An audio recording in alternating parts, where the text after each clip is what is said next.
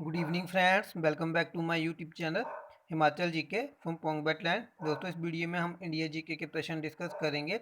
But video शुरू करने से पहले मेरे चैनल को सब्सक्राइब और बेल आइकन का बटन है उसे प्रेस करना ना भूलें। और दोस्तों, इस वीडियो की पीडीएफ फाइल है वो आपको टेलीग्राम चैनल पर मिलेगी, जिसका लिंक जो है मैंने डिस्क्रिप्शन बॉक्स में दे रखा है। और दोस्तों, इंडिया जीके की जो प्रीवियस वीडियोज़ हैं उनकी प्लेलिस्ट का जो लिंक है वो भी मैंने डिस्क्रिप्शन बॉक्स में दे रखा है। तो आपको प्रीवियस वीडियो देखनी है तो आप वहाँ से उसे फॉलो कर सकते हैं। तो चलिए वीडियो शुरू करते हैं। पहला प्रश्न है हमारे पास। First, the term Dravidian indicates a group of. द्रविड़ पद किस समूह का संकेत करता है? तो दोस्तों, ये करता है रेसिस का, प्रजाति का। तो फर्स्ट का जो राइट ऑप्शन है वो ऑप्शन सी, ठीक है। और दक्षिण भारत के निवासियों को जो है द्रविड़ कहा जाता है। नेक्स्ट प्रश्न है second, rice cultivation is associated with which Harappan site.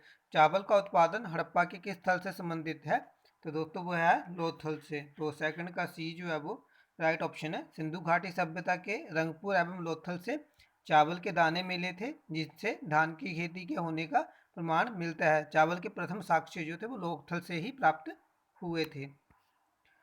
Third है, sledge was used as a means of transport over snow and ice in the. Sledge का उपयोग परिवहन के साधन के रूप में हिम तथा बर्फ पर किया जाता था। तो दोस्तों, कौन से युग में किया जाता था? वो किया जाता था आपका मेसोलिथिक युग एज, ठीक है। तो मेसोलिथिक युग जो है, ठीक है, हिंदी में इसे बोलते हैं मध्य पाषाण काल, ठीक है। तो मध्य पाषाण काल जो था वो लगभग 12,000 से 1,000 साल पूर्व तक माना जाता है। ये पूरा पाषाण काल और नवपाषाण के बीच का युग था, ठीक है। मध्य पाषाण काल के युग के जो लोग थे वे मुख्य रूप से पशु पालन करते थे। फोर्थ है, which of the following help to bridge the gap between कर्म मार्ग एंड जनन मार्ग। कर्म मार्ग तथा ज्ञान मार्ग के बीच दूरी समाप्त करने में किसने सहायता दी? तो दोस्तों, वो दी आर्ण्यक ने।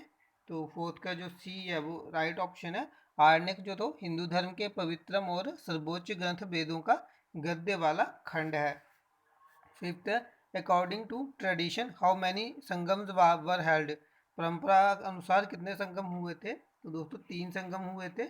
तो फिफ्थ का जो ए है वो राइट ऑप्शन है। संगम शब्द का अर्थ परिषद अथवा गोष्ठी होता है, जिनसे तमिल कवि एवं विद्वान एकत्र होते थे, ठीक है। तो प्रत्येक कवि अथवा लेखक अपनी रचनाओं को संगम के समक्ष प्रस्तुत करता था तथा इसकी स्वीकृति प्राप्त हो जाने के बाद ही किसी भी रचना का प्रकाशन संभव था। तमिल साहित्य के 3 संगम हुए।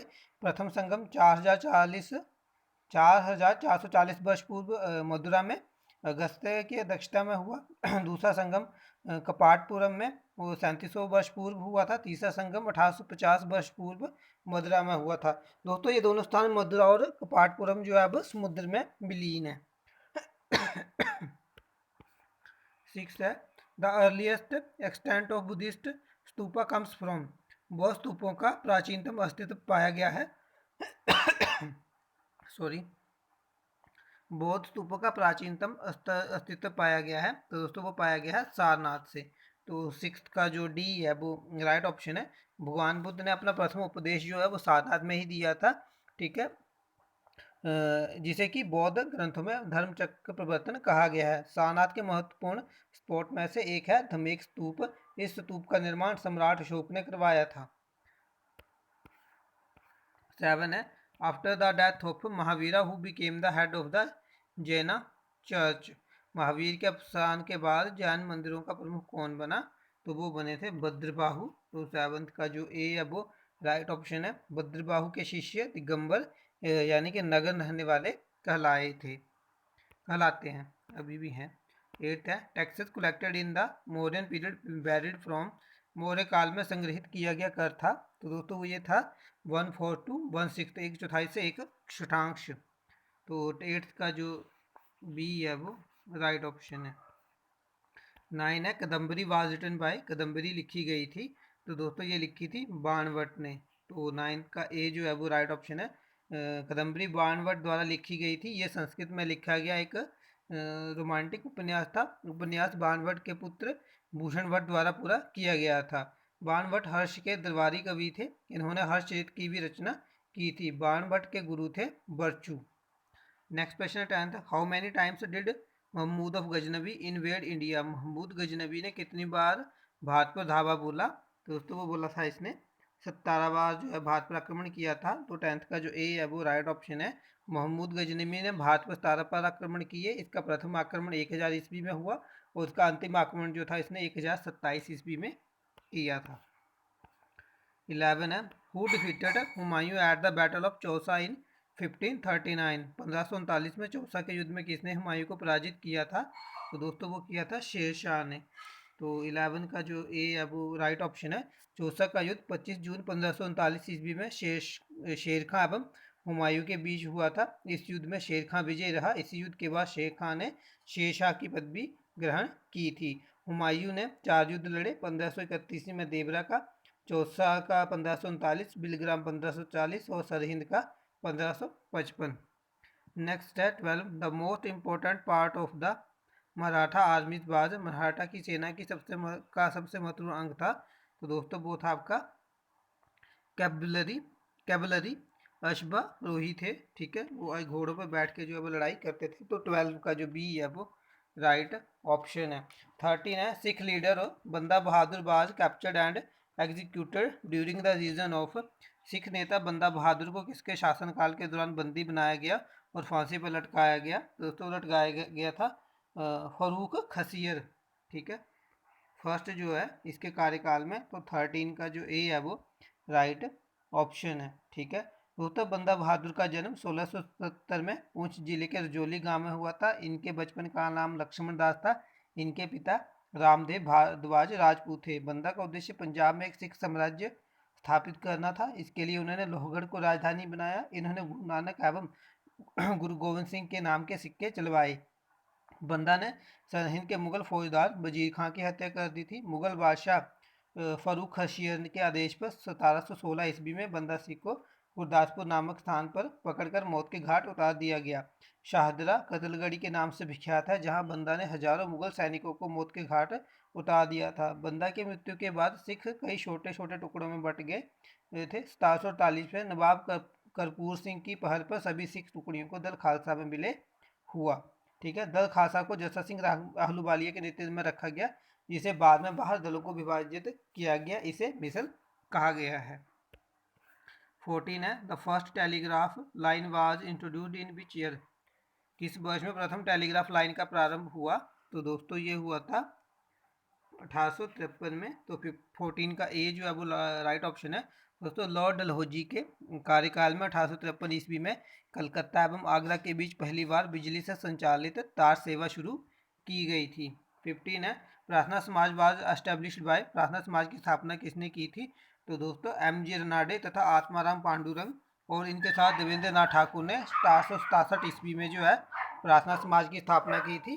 तो इसलिए सी और डी जो है ये बहुत राइट ऑप्शन है।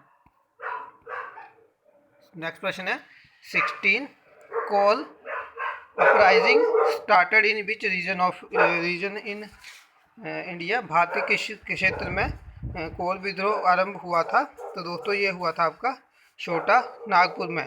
कोल विद्रोह झारखंड की कोल जनजाति द्वारा अंग्रेजी सरकार के अत्याचार के खिलाफ 1831 ईस्वी में किया गया एक विद्रोह है, जो 1833 तक चला। ये विद्रोह अंग्रेजों और बाहरी लोगों के शोषण का बदला लेने के लिए किया गया था।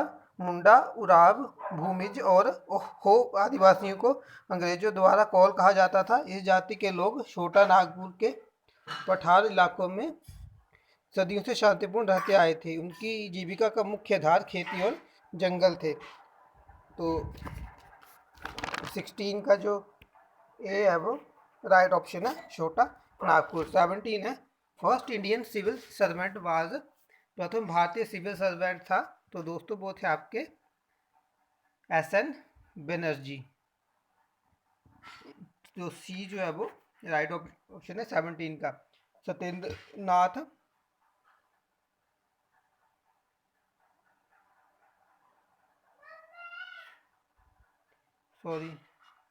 सत्येंद्र नाथ बनर्जी, सत्येंद्र नाथ बनर्जी। तो ये पहले भारतीय थे जिन्होंने 1863 ईस्वी में लंदन में हुई सिविल सेवा परीक्षा में सफलता प्राप्त की थी। 1922 ईस्वी में इलाहाबाद, भारत एवं लंदन दोनों स्थानों पर साथ साथ सिविल सेवा परीक्षा का आयोजन किया जाने लगा था। ठीक है, एस एन बनर्जी है या एस एन टैगोर है, ये एक बार आप लोग भी चेक करना। वैसे सत्येंद्र नाथ टैगोर था। ठीक है, उन्होंने जो पहली बार ये परीक्षा पास की थी 1863 में। इन्होंने एस एन बनर्जी दे रखा है इसमें ऑप्शन में। ठीक है, ये एक बार आप भी चेक करना, सत्येंद्र नाथ टैगोर होगा। नेक्स्ट क्वेश्चन है 18, where did Gandhi ji win his first battle of civil disobedience in India. Bharat में गांधी जी ने अपने प्रथम सविनय अवज्ञा आंदोलन में कहाँ सफलता पाई थी? तो दोस्तों ये पाई थी इन्होंने चंपारण में। तो 18 का जो सी है वो राइट ऑप्शन है। चंपारण में जो 1917 में इन्होंने सविनय अवज्ञा आंदोलन की शुरुआत की थी। चंपारण जो है वो बिहार में स्थित है। 19 है, when was the famous quit India resolution passed. सुप्रसिद्ध भारत छोड़ो प्रस्ताव कब पारित हुआ था? तो दोस्तों ये हुआ था आपका 8 अगस्त 1942 को। ठीक है, तो गांधी जी के भारत छोड़ो प्रस्ताव को कांग्रेस कार्य समिति ने 8 अगस्त 1942 को स्वीकार कर लिया। भारत छोड़ो आंदोलन की शुरुआत 9 अगस्त 1942 को हुई थी।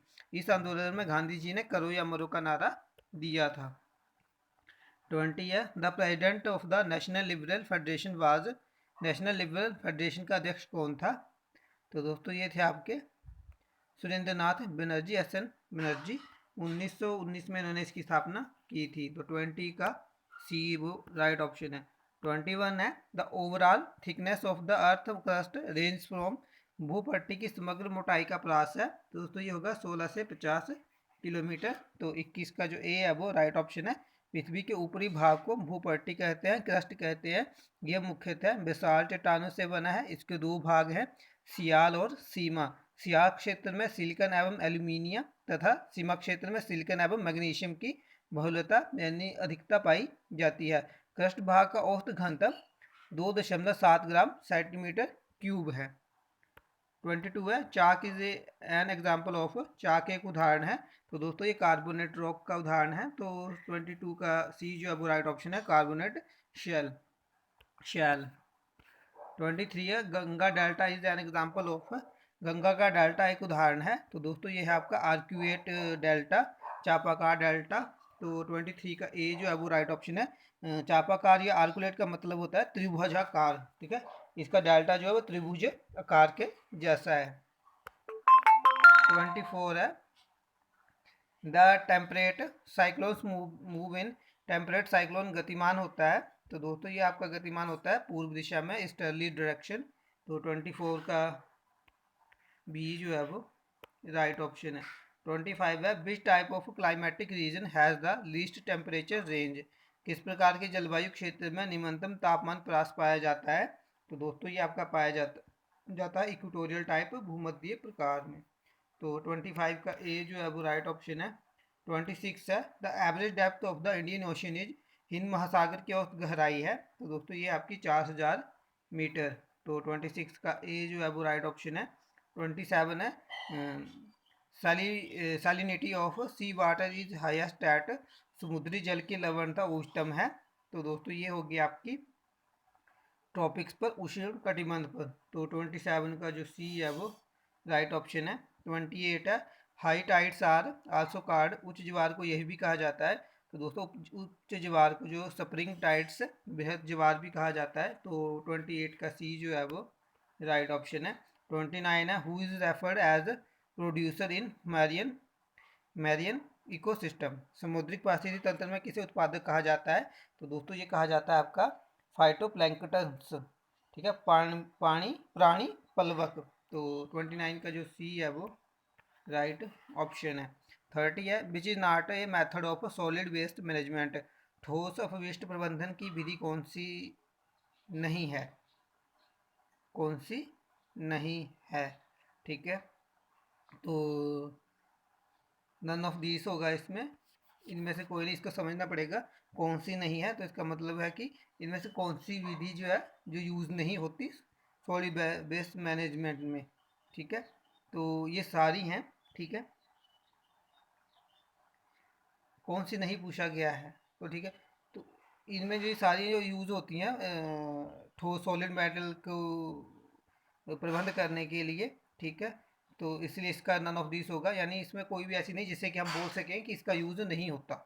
ठीक है, सॉलिड वेस्ट मैनेजमेंट के लिए इन सभी का यूज़ होता है, तो इनमें से होगा नन ऑफ दीज। तो 30 का जो डी है वो राइट ऑप्शन है। ठीक है, तो दोस्तों ये लास्ट प्रश्न था इस वीडियो का। आई होप आपको वीडियो अच्छी लगे। अगर आपको वीडियो अच्छी लगती है तो इसे लाइक करें, शेयर करें, मेरे चैनल को सब्सक्राइब कर लें। नेक्स्ट वीडियो में मिलेंगे, तब तक के लिए गुड बाय।